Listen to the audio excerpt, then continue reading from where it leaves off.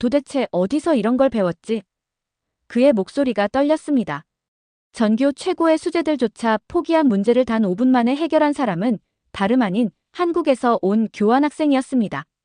영국 명문 세인트 클레어 학교의 수학 수업에서 믿기 힘든 광경이 펼쳐졌습니다. 아무도 숨소리조차 내지 못했고 교사인 그는 그저 충격에 빠진 채 칠판만 바라보고 있었습니다. 계산기를 사용하지 않고 어떻게? 그는 생각했고 그의 15년 교직 생활이 송두리째 흔들리고 있었습니다. 안녕하세요. 제 이름은 제임스 테일러입니다. 이곳에서 수학을 가르친 지 벌써 15년이 됐어요. 나무 바닥이 삐걱거리는 소리, 너무 익숙해져서 이제는 거의 알아차리지도 못하고 있었어요. 저는 코끝으로 살짝 내려온 회색 안경을 올리고 있었어요. 흰 셔츠 위로 감싸고 있던 감색 재킷은 깔끔하고 단정하게 느껴지고 있었죠. 전 모든 게 깔끔하고 질서 있는 걸 좋아해요. 그래서 수학을 사랑하나 봐요. 모든 것에 자리와 목적이 있으니까요. 교실에 들어서니 학생들이 이미 자기 책상에 앉아 있었어요. 교실엔 분필 가루와 오래된 책 냄새가 가득하고 있었죠. 제 책상은 앞쪽에 있었는데 모든 연필과 종이가 제가 좋아하는 대로 정확히 정돈되어 있었어요. 제 뒤에 있는 칠판은 깨끗하게 닦여 있었고 오늘의 수업을 위해 준비되어 있었죠. 맨 앞줄에는 반에서 제일 잘하는 학생인 리처드 브라운이 앉아 있었어요. 그의 공책은 이미 펼쳐져 있었고 펜들이 책상 위에 완벽하게 정렬되어 있었어요. 리처드는 항상 모든 일에서 최고가 되고 싶어 했죠. 몇 자리 떨어진 곳에는 엠마 클라크가 앉아 있었는데 그녀의 옅은 갈색 곱슬머리가 눈에 띄고 있었어요. 그녀는 혼란스러워 보이는 학생에게 따뜻하게 미소 짓고 있었죠. 엠마는 항상 다른 사람들을 도와주고 모두의 감정에 깊이 신경 쓰는 학생이었어요. 시선을 교실 뒤쪽으로 옮기니 새로운 얼굴이 보였어요. 한국에서 온 교환학생인 이수진인 것 같았죠. 그녀는 조용히 앉아 책상 위에 두 손을 모으고 있었어요. 저는 즉시 그녀에 대해 몇 가지 추측을 하고 있었죠. 아마도 이해 없이 모든 것을 암기하고 있겠지.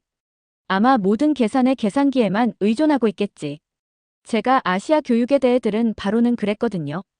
모두 암기뿐이고 진정한 사고는 없다고요. 안녕하세요, 여러분.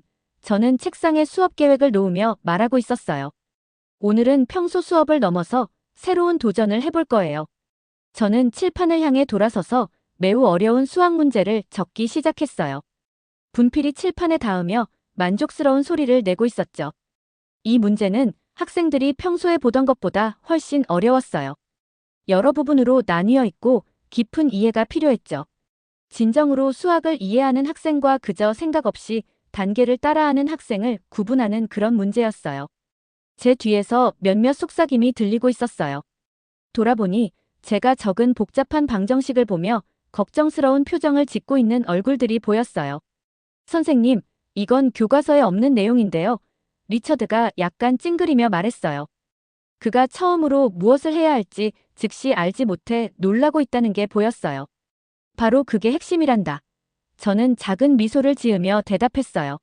오늘은 단순히 암기한 것이 아니라 진짜 이해력을 테스트하는 거야.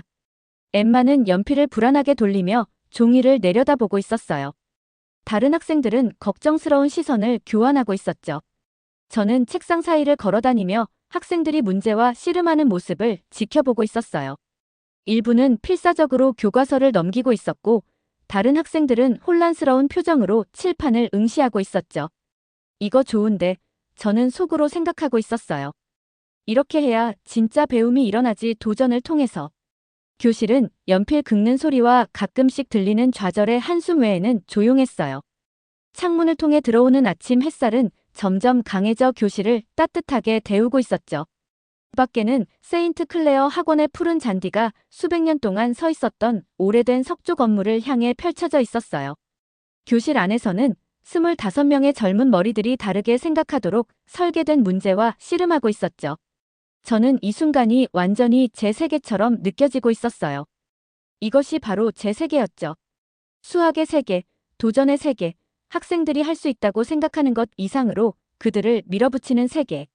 저는 그들에게 올바르게 생각하는 방법, 문제에 접근하는 제 방식을 보여줄 안내자였어요. 그때만 해도 저는 몰랐어요. 불과 몇 분 후에 교실 뒷줄에 앉아있던 조용한 한국 소녀에 의해 제가 가르치는 것, 수학, 그리고 저 자신에 대한 믿음이 모두 도전받게 될 거라는 걸요. 저는 교실을 돌아다니며 학생들이 칠판에 적힌 어려운 수학 문제와 씨름하는 모습을 지켜보고 있었어요. 몇몇은 걱정스러운 표정을 짓고 있었고, 다른 학생들은 좌절감에 빠져 있었죠. 이런 모습을 보니 만족감과 죄책감이 동시에 느껴지고 있었어요. 저는 그들이 조금 힘들어하길 바랐거든요. 그래야 단순히 책에 나온 규칙만 따르는 게 아니라 수학에 대해 깊이 생각하는 법을 배울 테니까요. 제일 잘하는 학생인 리처드는 연필로 종이를 두드리고 있었어요. 그의 이마에는 집중하느라 주름이 잡혀 있었죠. 엠마는 여러 방법을 시도하며 입술을 깨물고 있었고요. 교실은 연필 긁는 소리와 가끔 들리는 한숨 소리 외에는 조용했어요. 벽에 걸린 커다란 시계가 크게 째깍거리고 있었어요. 5분이 지나고 10분이 흘렀죠. 아직 아무도 문제를 풀지 못하고 있었어요. 바로 제가 예상했던 상황이었죠. 그런데 뜻밖의 일이 일어났어요. 선생님, 제가 한번 풀어봐도 될까요? 그 목소리가 너무 작아서 처음에는 제가 상상한 건가 싶었어요. 교실 전체가 조용해졌고 모든 고개가 교실 뒤쪽 구석으로 돌아가고 있었어요. 한국에서 온 교환학생 수진이었죠. 그녀는 손을 반쯤 들고 있었고 표정은 진지하지만 차분했어요. 저는 놀라서 눈을 깜빡였어요. 조용한 한국 학생이 제가 만들 수 있는 가장 어려운 문제에 자원할 거라고는 예상하지 못했거든요. 물론 시도해 볼 수 있겠지. 저는 평범하게 들리려고 노력하며 말하고 있었어요. 하지만 경고하자면 이 문제는 대부분의 학생들이 아직 배우지 않은 기술이 필요해. 몇몇 학생들이 조용히 웃고 있었어요. 리처드는 자리에서 돌아앉아 금태 안경 너머로 눈썹을 치켜뜨며 수진을 바라보고 있었죠. 그는 호기심과 의심이 뒤섞인 표정을 짓고 있었어요. 이해했어요. 수진은 자리에서 일어나며 간단히 말했어요. 저는 다른 방식으로 접근할 수도 있어요. 그녀가 교실 앞으로 걸어오는 동안 저는 이상한 기분이 들고 있었어요. 이런 건 일어나지 않아야 했는데. 조용한 교환학생이 가장 어려운 문제의 자원해서는 안 됐어요. 이건 제가 아시아 학생들에 대해 알고 있다고 생각했던 것. 그들이 이해 없이 공식만 암기한다는 생각과 맞지 않았거든요. 계산기를 쓸래? 저는 그녀가 필요로 할 거라 생각하며 물었어요. 저는 아직 계산기를 잘 다루지 못해요. 그녀는 작은 미소를 지으며 인정했어요. 손으로 직접 문제를 푸는 걸 더 좋아해요. 더 많은 학생들이 조용히 웃고 있었어요. 엠마는 그들에게 불만스러운 시선을 보내며 자신의 배려심 많은 성격을 드러내고 있었죠. 저는 수진에게 분필을 건네며 그녀가 어려워할 거라 예상하고 있었어요. 그런데 그 다음에 일어난 일이 모든 걸 바꿔놓았죠. 그녀의 손이 자신감 있게 칠판을 가로지르고 있었어요. 그녀는 제가 한 번도 보지 못한 방식으로 문제를 분해하고 있었죠. 그녀는 제가 예상했던 공식을 사용하지 않고 있었어요. 대신 완전히 다른 접근법을 사용하고 있었는데, 심지어 제가 미처 알아채지 못했던 문제 속의 패턴과 대칭성을 살펴보고 있었죠. 먼저 불규칙한 부분을 보면 그녀는 조용히 설명하고 있었어요. 그 다음 수학의 특별한 성질을 이용하면 계산을 훨씬 간단하게 만들 수 있어요. 교실이 완전히 조용해졌어요. 리처드의 입이 놀라움에 약간 벌어져 있었고 엠마는 매혹된 듯 의자에서 몸을 앞으로 기울이고 있었어요. 저는 책상 가장자리를 꽉 쥐고 있었는데 마치 발밑에 바닥이 기울어지는 것 같은 느낌이 들고 있었죠. 5분 후 수지는 정확한 답 옆에 분필을 내려놓았어요. 그녀는 문제를 풀어냈어요. 계산기 없이, 망설임 없이 제가 한 번도 가르치지 않은 방법을 사용해서요. 제 심장이 빠르게 뛰고 있었어요. 머릿속에는 질문들이 빠르게 떠오르고 있었죠. 그녀가 어떻게 그렇게 했지? 어디서 이 방법을 배웠을까? 왜 나는 이런 접근법을 몰랐을까? 어디서 이런 식으로 문제를 푸는 법을 배웠니? 저는 목소리가 약간 떨리며 물었어요. 한국에서는 아이디어를 깊이 이해하고 다양한 문제 해결 방법을 연습하는데 중점을 둬요. 그녀는 어깨를 살짝 으쓱하며 설명했어요. 계산기에 의존하기보다 손으로 계산하는 훈련을 해요.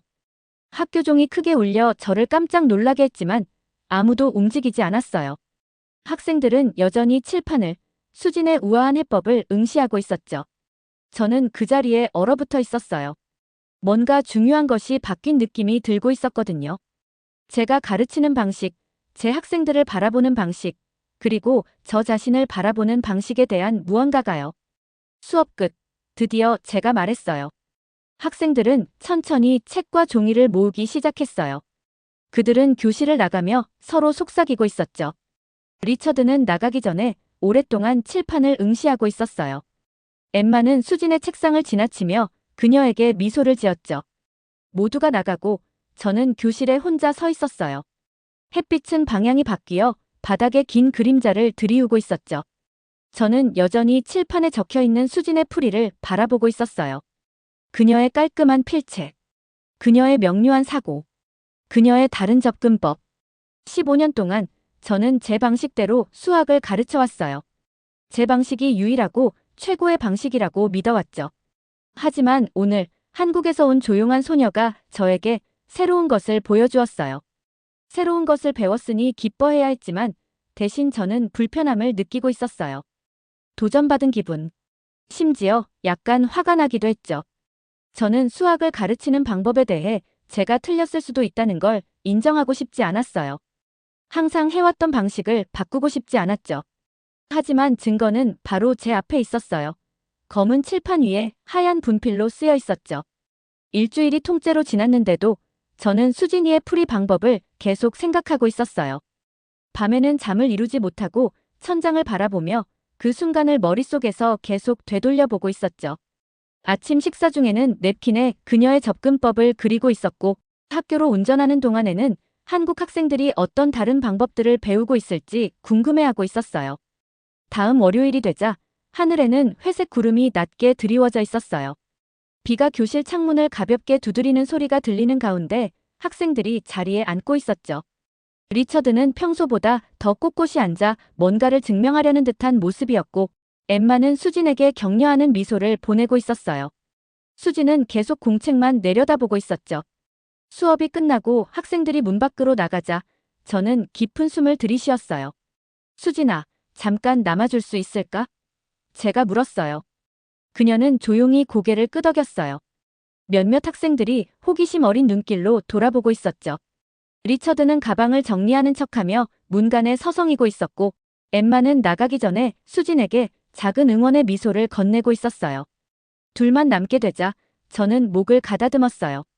마치 차가운 물에 뛰어들기 직전처럼 심장이 빠르게 뛰고 있었죠. 지난주 내가 문제에 접근한 방식에 대해 계속 생각하고 있었어. 제가 말을 꺼냈어요. 제가 실수라도 했나요? 그녀는 얼굴에 걱정이 어리며 물었어요. 아니, 제가 인정했어요. 그 말이 입에서 나오니 이상한 느낌이 들고 있었어요. 그게 바로 내가 너와 이야기하고 싶었던 이유야. 내 방법이 눈을 뜨게 해주었어. 이런 말들을 하는 것이 저에게는 어려웠어요. 15년 동안 제 교수법이 최고라고 믿어왔거든요. 암기에만 중점을 둔다고 생각했던 교육 시스템들을 무시해왔죠. 하지만 여기 제 이해가 잘못되었다는 증거가 있었어요. 이런 한국식 접근법을 전체 학급에 보여줄 수 있을까? 마침내 제가 물었어요. 이 질문을 함으로써 저는 보이지 않는 선을 넘고 있었어요.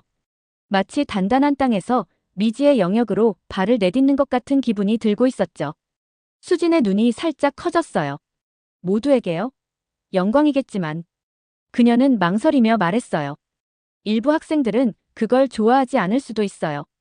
그녀 말이 맞았어요. 그날 나중에 저는 리처드가 복도에서 하는 말을 우연히 듣게 됐어요. 우리 방식이 수백 년 동안 잘 통했는데 외국 방법이 필요 없어. 다른 학생들도 동의하며 고개를 끄덕이고 있었죠. 하지만 놀랍게도 엠마가 나서서 말했어요. 어쩌면 우리가 새로운 것을 배울 수 있을지도 몰라. 그녀가 제안했어요. 다르다고 해서 나쁜 건 아니잖아. 다음 며칠은 힘들었어요. 한국식 교수법을 시도해보겠다고 언급했을 때 몇몇 동료 교사들이 저를 이상하게 쳐다보고 있었거든요. 테일러, 아시아 기술로 토착화되어 가나? 윌슨 선생님이 점심시간에 웃으며 물었어요. 다른 교사들도 낄낄거리고 있었지만 저는 그들과 함께 웃지 않았어요. 의심에도 불구하고 저는 수진이 다양한 문제 해결 기법을 보여줄 수 있는 방과 후 워크숍을 마련했어요. 첫날에는 엠마와 다른 3명, 단 4명의 학생만 왔어요. 리처드는 오지 않았는데 이것이 시간 낭비라고 생각한다는 걸 분명히 하고 있었죠. 작은 교실은 수진이 칠판에 자신의 접근법을 조심스럽게 설명하는 동안 아늑한 느낌이 들고 있었어요. 먼저 문제의 모양을 봐요. 그녀가 도표를 그리며 설명했어요. 계산하기 전에 구조를 이해해야 해요. 저는 학생들의 표정이 혼란에서 관심으로 바뀌는 것을 지켜보고 있었어요. 날이 갈수록 더 많은 학생들이 우리 워크숍에 참여하고 있었죠. 3번째 시간이 되자 심지어 리처드도 조용히 뒷자리에 슬며시 나타났어요. 그는 지루한 척하려고 노력하고 있었지만 칠판을 가로지르는 수진의 분필을 얼마나 주의 깊게 지켜보고 있는지 알 수 있었어요. 경계를 어떻게 알아냈는지 다시 보여줄 수 있어? 넷째 시간에 그가 물었어요. 이것은 그가 처음으로 수진의 전문성을 직접적으로 인정한 순간이었죠. 이런 작은 승리들이 저에게 용기를 주고 있었어요. 다음 학과 회의에서 저는 계산기 사용을 줄이고 개념을 깊이 이해하는데 더 중점을 두자고 제안했어요. 방안의 분위기가 불만으로 차갑게 변했죠. 우리는 우리 방식으로 수십 년간 옥스퍼드와 케임브리지의 학생들을 보내왔어. 학과장이 차갑게 상기시켰어요. 그리고 더 좋은 학생들을 보낼 수도 있을 거예요. 제가 제 강인함에 스스로도 놀라며 대답했어요. 깊은 밤, 제 사무실에서 저는 제가 주문한 한국 교과서들에 둘러싸여 앉아 있었어요. 램프가 책상에 따뜻한 원을 만들어내는 동안 비가 창문을 가볍게 두드리고 있었죠. 멀리 템즈강이 반짝이고 있었는데 빗방울을 통해 보니 그 불빛이 흐릿하게 보이고 있었어요. 저는 수년간 같은 방식으로 가르쳐온 문제들에 대한 다양한 접근법이 담긴 페이지들을 넘기고 있었어요. 각각의 새로운 방법은 마치 답답한 방에서 창문을 여는 것 같은 느낌이었어요. 신선한 공기가 밀려 들어오며 새로운 가능성을 가져오고 있었죠. 저는 지금까지의 여정에 대해 생각하고 있었어요. 1달 전만 해도 모든 것에 확신이 있었거든요. 어떻게 가르칠지, 학생들이 어떻게 배우는지, 어떤 방법이 최선인지. 이제 저는 평생 동안 가져온 생각들에 의문을 품고 있었어요. 복도의 시계가 자정을 알리고 있었어요. 집에 가야 했지만 이 책들, 이 새로운 아이디어들에서 저 자신을 떼어낼 수 없었어요. 제 안에서 뭔가가 변하고 있었어요. 중요한 무언가가요. 저는 수진이 그 첫 번째 문제를 풀었을 때의 모습을 기억하고 있었어요. 차분하고 집중하며 제가 놓친 패턴들을 보고 있었죠. 저는 리처드의 마지못한 관심과 엠마의 열린 열정에 대해 생각했어요. 그리고 제 완고한 저항이 호기심에 자리를 내주는 것에 대해서도요. 밖에서는 비가 더 세차게 내리고 있었어요. 저는 한국 교과서를 덮고 의자에 기대 앉았어요. 앞으로의 여정이 쉽지는 않을 거예요. 오랜 믿음을 바꾸는 것은 결코 쉽지 않으니까요. 여전히 많은 장애물들이 제 앞에 서 있었어요. 회의적인 동료들, 저항하는 학생들, 제 자신의 자존심. 하지만 수년 만에 처음으로 저는 교사로서 진정으로 살아있는 느낌이 들고 있었어요. 다시 배우고 다시 성장하고 있었죠. 앞으로 가는 길은 명확하지 않았지만 저는 그 길을 따라가야 한다는 것을 알고 있었어요. 수진이 처음으로 제 칠판에서 그 어려운 문제를 풀었던 때로부터 3달이 지났어요. 계절이 바뀌었죠. 세인트 클레어 학원 밖의 나무들은 이미 잎을 다 떨구었고 아침마다 서리가 잔디를 덮고 있었어요. 겨울이 다가오고 있었죠. 교실 안에서도 뭔가가 변하고 있었어요. 이제 학생들은 섞인 그룹으로 작업하며 문제를 해결하는 다양한 방법을 서로 나누고 있었어요. 그들은 이것을 한국식 통합법이라고 부르고 있었는데 그 이름을 들을 때마다 미소가 지어지곤 했어요. 오늘은 이 실험에서 가장 중요한 날이었어요. 파커 교장 선생님이 교실 뒤편에 앉아 있었죠. 그의 회색 정장은 딱딱하고 격식 있어 보이고 있었어요. 그 옆에는 2명의 이사회 위원과 옥스퍼드 대학에서 온 방문자가 앉아 있었고요. 그들이 제 학생들을 지켜보는 동안 표정은 심각해 보이고 있었어요. 제 심장이 빠르게 뛰고 있었죠. 오늘이 바로 큰 시험대였어요. 만약 오늘 일이 잘못되면 우리가 그동안 해온 모든 노력이 물거품이 될 수도 있었거든요. 저는 깊게 숨을 들이쉬고 학급에게 말을 건넸어요. 오늘은 각 팀이 복잡한 방정식을 푸는 다양한 접근법을 보여줄 거예요. 학생들이 자기 그룹으로 이동하고 있었어요. 리처드는 한 팀을 이끌고 있었죠. 그가 종이를 정리하는 동안 그의 금태 안경이 빛을 받아 반짝이고 있었어요. 수지는 또 다른 팀을 이끌고 있었는데 그녀의 조용한 자신감이 그룹이 모인 구석을 가득 채우고 있었어요. 엠마는 그룹 사이를 오가며 모두가 더 잘 소통할 수 있도록 돕고 있었죠. 지금이 얼마나 달라졌는지 눈에 띄게 느껴지고 있었어요. 3달 전만 해도 리처드는 수진을 거의 쳐다보지도 않았죠. 이제 그들은 노트와 아이디어를 교환하고 있었어요. 3달 전에는 모든 책상 위에 계산기가 놓여 있었는데 이제 학생들은 다른 방법을 먼저 시도한 후에야 계산기를 찾고 있었죠. 시작하세요. 제가 말하며 뒤로 물러서고 있었어요. 학생들이 배운 것을 보여줄 수 있도록요. 리처드의 팀이 전통적인 접근법으로 시작했어요. 그가 방정식을 쓰는 동안 분필이 칠판에 닿으며 경쾌한 소리를 내고 있었죠. 교실이 서늘했음에도 그의 이마에 땀방울이 맺히고 있었어요. 그도 중요한 방문객들 때문에 압박감을 느끼고 있었나 봐요. 우리는 표준 방법으로 시작했습니다. 리처드가 설명했어요. 그리고 수진을 힐끗 보며 덧붙였죠.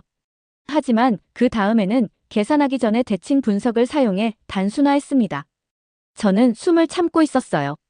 이것이 바로 제가 바라던 일이었거든요. 한국식 방법이 영국식 방법을 대체하는 것이 아니라 둘의 장점을 모두 취하는 새로운 접근법이요. 옥스퍼드 대표가 의자에서 몸을 앞으로 기울이고 있었어요.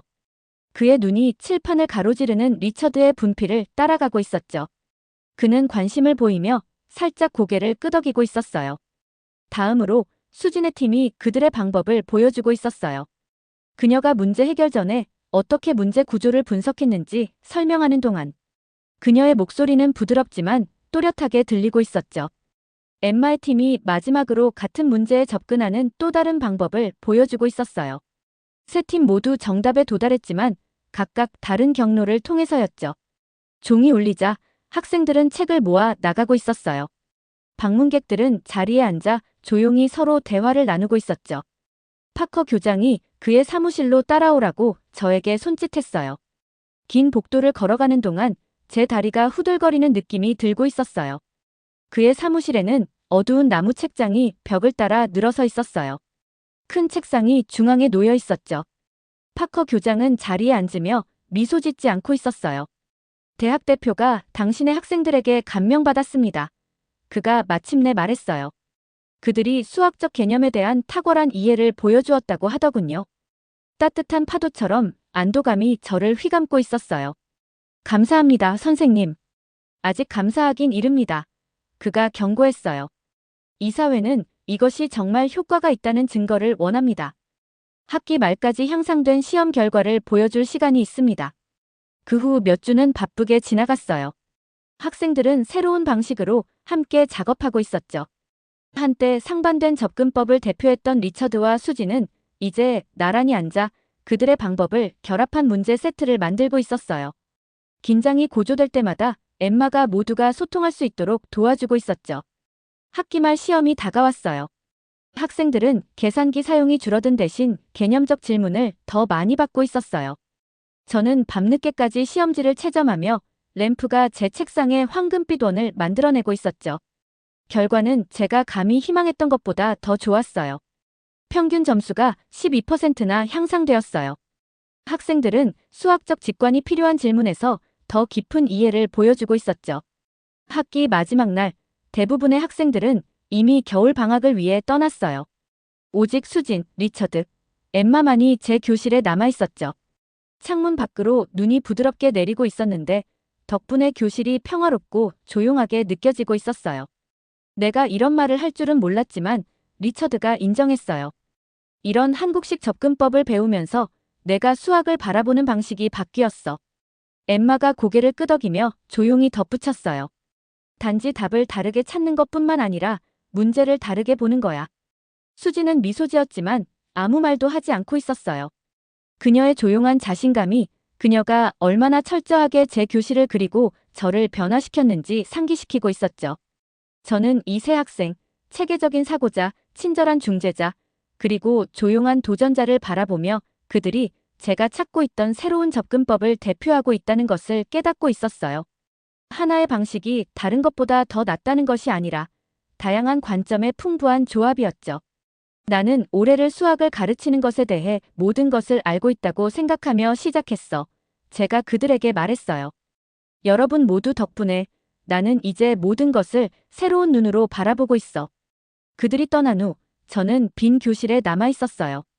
밖에서는 눈이 계속 내리고 있었죠. 저는 새 종이 한 장을 꺼내서 다음 학기 수업 계획을 세우기 시작했어요. 제가 배운 것은 한국 수학이나 영국 수학에 관한 것이 아니었어요. 새로운 아이디어에 열린 마음을 갖고 자존심과 편견을 내려놓는 것에 관한 것이었죠. 제 펜이 새로운 에너지로 종이 위를 움직이고 있었어요. 이 끝맺음은 사실 새로운 시작에 불과했어요. 가장 좋은 여정은 우리가 세상과 우리 자신을 바라보는 방식을 바꾸는 것이니까요. 잘 들으셨나요? 세상에는 가슴 따뜻한 이야기들이 가득합니다. 감동 힐링 사연은 해외에서 전해지는 감동적인 사연들을 소개하며 다양한 이야기들을 통해 위로와 희망, 그리고 하루의 힐링을 선물해드립니다. 조그마한 힐링이 되셨다면 구독과 알림 설정도 큰 힘이 되어요. 다음 영상에서 더 좋은 사연으로 찾아뵙겠습니다. 시청해주셔서 감사합니다.